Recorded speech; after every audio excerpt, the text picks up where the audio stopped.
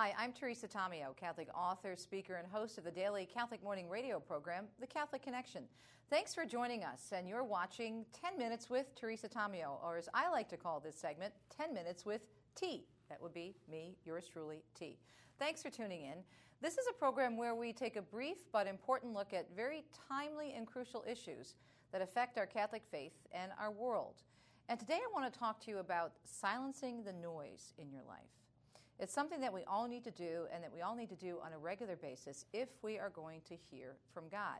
Actually, Noise was the name of my very first book published by Ascension Press, How Our Media-Saturated Culture Dominates Lives and Dismantles Families. And in that book, I dissected media and cultural influence and looked at all the noise that we have in our life that may prevent us from hearing from God. And if we don't hear from God, we have no idea of knowing what God's will is for our life, and we could be on an endless journey really into nowhere, which was the case in my life before I came back to church, but that's for another segment of 10 Minutes with T. There's some great quotes out there from our church leaders, including a beautiful one from our Holy Father, Pope Benedict XVI. Actually, this quote is on the cover of my very first book, Noise.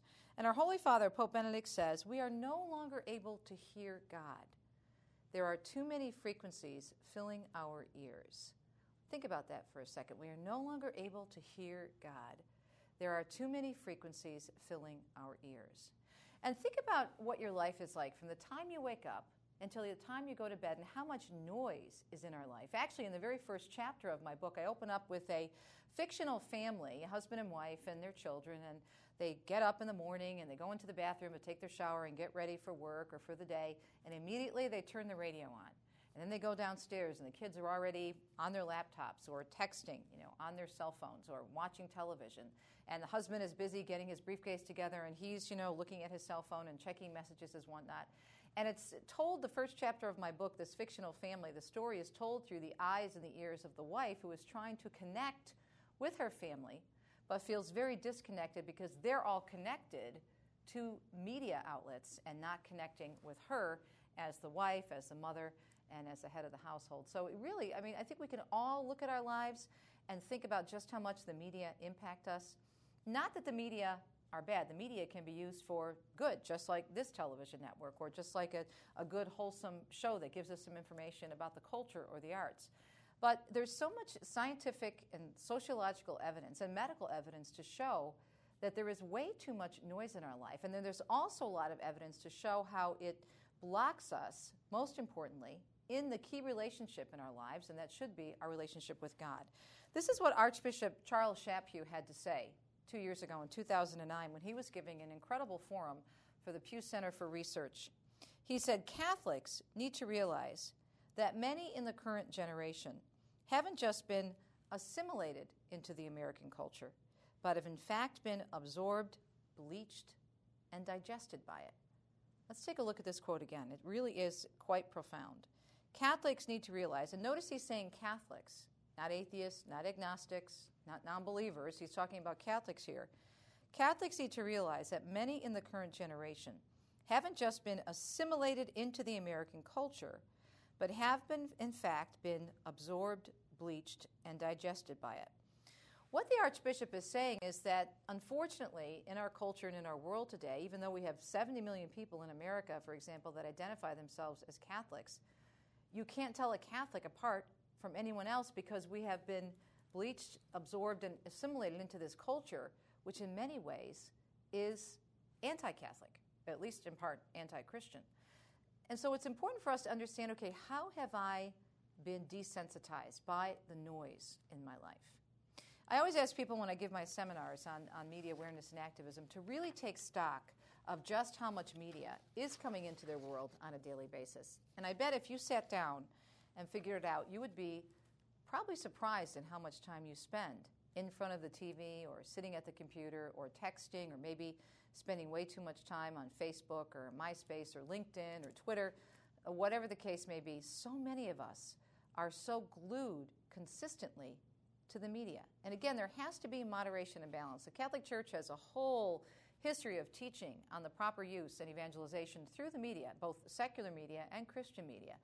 But what the Church also calls us to is balance. So what's happened over the last 40 or 50 years that has so many of us who are trying to live out our faith and be true to the magisterium? What has happened to so many of us that we are absorbed and bleached? Why? Why is it happening? Well, I call it the perfect cultural storm. A combination of poor catechesis, the explosion of the media, moral decay that's occurred obviously over the past 40, 50, 60 years, the so-called sexual revolution, and then open dissenters within the church that have caused many of these problems.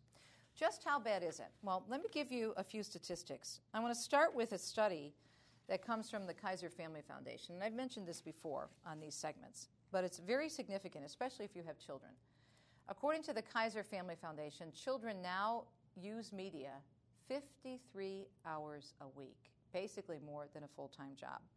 Here's a story that surrounded this study when the study came out about a year and a half ago. Kids are spending more and more time plugged into electronic media, which is causing concern among some parents. More than a third of the moms and dads taking part in a survey for the Partnership for a Drug-Free America and the Kaiser Family Foundation say they're finding the technological devices are making it more difficult for them to talk with their children about everything, including important topics such as drug and alcohol. So noise in our life can certainly affect a lot of different issues. It can affect our relationship, it can affect our activities, and some more statistics in terms of just how bad it is out there.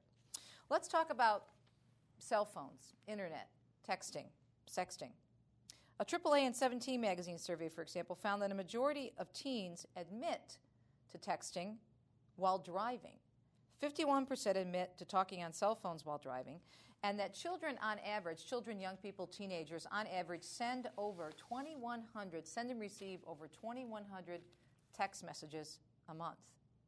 22% of teen girls, for example, admit to sexting or sending suggestive pictures of themselves over the internet, usually via a cell phone. 1/3 of today's teens have talked to strangers online. 55% of all online American young people between the ages of 12 and 17 have created a profile on MySpace. And 20% of the people going online will experience clear negative impacts to their life. And use of the internet, and this is a very interesting statistic, use of the internet is a contributing factor in nearly 50% of all family relationship and family problems. Now, a lot of this has to do simply with the time that it takes away from your family and your personal and intimate relationships. And then we also have the influence of a lot of the social networking sites. But one of the biggest problems, and you'll hear this from priests, and they say this is not only now with men but also with women, one of the biggest problems associated with the internet is addiction. And primarily in the area of addiction, we're talking about pornography addiction. So you can see in just a few short minutes how I've outlined how we really have to make an effort to silence the noise in our lives and why it's so important and how we can become absorbed and bleached by the culture because of all this negativity that's coming at us. If 70% of all TV programming contains sexual content and a majority of the TV programming also contains violence, don't you think that we're going to kind of accept what we're seeing, these messages over and over again? And this is why we are becoming more desensitized and being, as Archbishop Chaput said, bleached by the culture and digested by it. So what do? Well, first, as I said before, we have to take stock of just how much time we spend in front of the TV. The American Academy of Pediatrics says for children, no more than 2 hours a day. For those kids under 2, zero, zilch, nada TV. Adults are now using media about 40 hours a week. I would venture to say that the same thing would apply as it does to young people to adults. 2 hours a day, I would think, would be more than enough of sitting in front of a television. So take stock of how much you're using. Make sure that those media outlets, the main computers and the televisions, are not in the bedrooms. In the bedroom of a husband and wife or in the bedroom of your children. Get it in the central area of the home so that you can monitor what you're watching and what your kids are watching. And develop guidelines and limits to the media and stick to those guidelines. And when you're not watching the TV, maybe do something else constructive, like spend more time in conversation with your family and spend more time in conversation with God, in prayer and in scripture reading, and in doing something that's going to allow you to hear from God and silence some of that noise. Thanks for watching 10 Minutes with T. I'm Teresa Tomeo. We'll see you next time. To find out more about the show, go to faithandlifetv.com.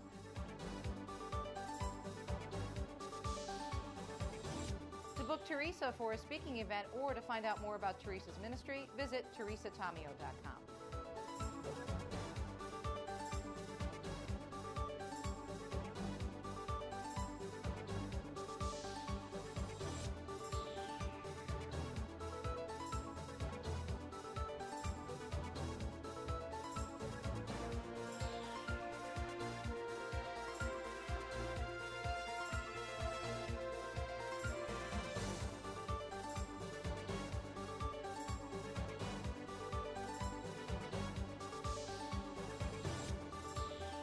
We'll see you next time right here on 10 Minutes with T.